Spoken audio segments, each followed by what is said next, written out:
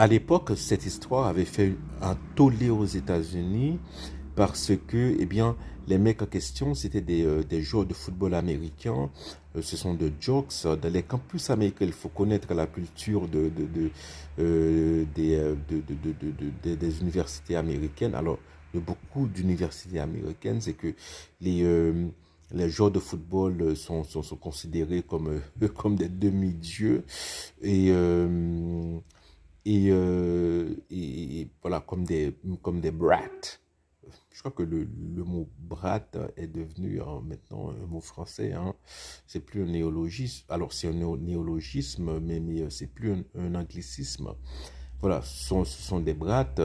Et voilà, ils ont été punis, je sais pas, à hauteur pour viol, 10 ans, 15 ans, 10 bon.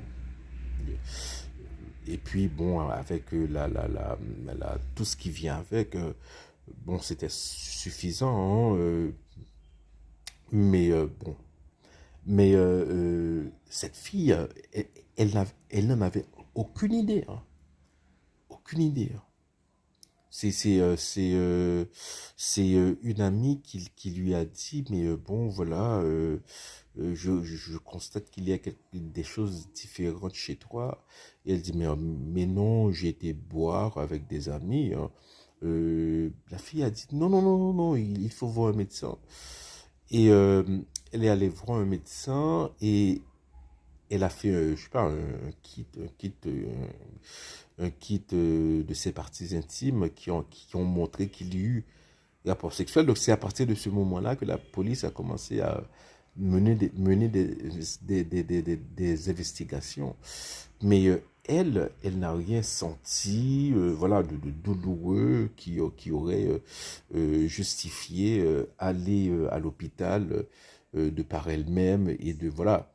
Donc imaginez le nombre de cas bon, voilà, où ça se passe comme ça, comme dans une lettre à la poste, hein, surtout dans les milieux influents aux États-Unis et en France, hein, et dans d'autres pays, et en Angleterre. Hein. Voilà. Et